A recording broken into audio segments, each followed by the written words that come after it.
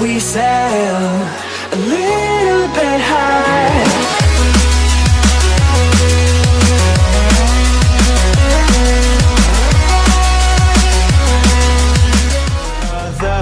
Was caught in the crossfire. Was caught in the crossfire. أعوذ بالله من الشيطان الرجيم بسم الله الرحمن الرحيم. So what's your name? Kira? Kira, yeah. Kira. Alright, so we have Sister Kira over here, and Alhamdulillah, she took her Shahada, she embraced Islam, and her mom is also here who's supporting her, right? But I'm just so curious, mashallah, such a young, sweet girl, she embraced Islam. What made her to study Islam and now, Alhamdulillah, to embrace Islam? Sister Kira, go ahead.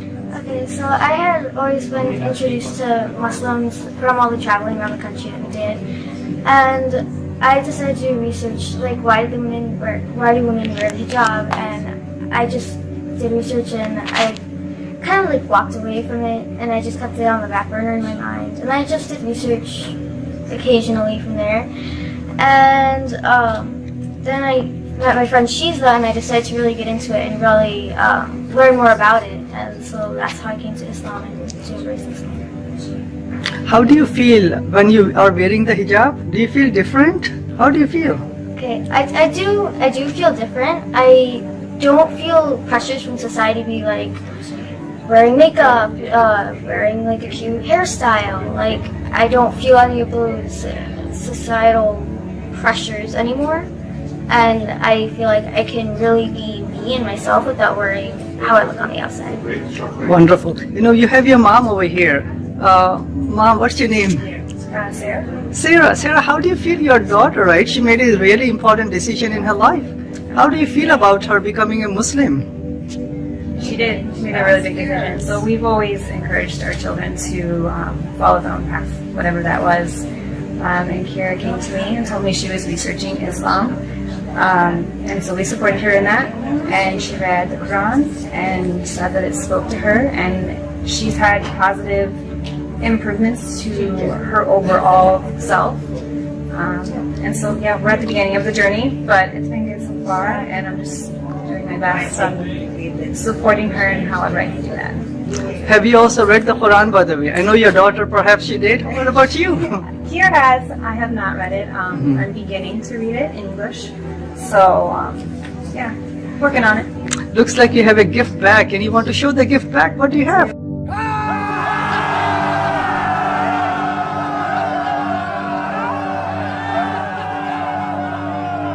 Got some really good information.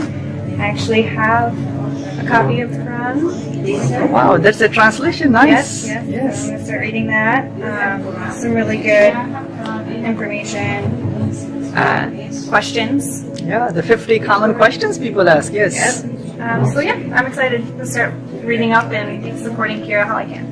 Kira, what one message that you have to other youth, other kids who may also be searching for the truth? They may have so much societal pressure.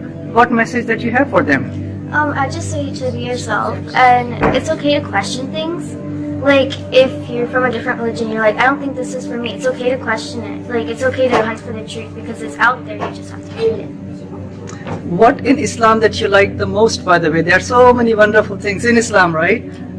Yes, I'd say definitely the women's rights, because I believe that they have definitely changed, and I do not believe that Islam oppresses women, which is another thing that I like, because I know in Christianity and other religions that women were definitely oppressed, and that's why I really, one of the reasons why I really like Islam. Can you mention one of the rights that Islam gave to women that you said, you know, wow, that's so wonderful? What right comes to your mind? So I had run across the right for women to own property, which at the time was like unthinkable, and so I thought that was a very big step into women's rights, and that was really nice. You know, in Islam gave women the right to own property in the 7th century. In Illinois, in USA, not until 1861, that a married lady, she won the right to a property. Right? And Islam gave that right 1400 years ago. And many rights that Islam gave to women, right? They have the right to education. They know that the oldest continuous university in the whole world, it was built by a Muslim lady. It was built by a Muslim girl actually. Just like you, she wore the hijab and she made the oldest continuous university. That's awesome. That's amazing, correct? Yeah. She has the right to work if the need arises. Whatever she earns, it only belongs to her. They have the right not to be forced into marriage. So what one message that you have for your mom? Let's see. To keep researching Islam, because there's so much more that even I don't know about, and there are so many wonderful things in it that I want her to know as well, and I want her to experience, and I just hope that she makes the right choices for herself.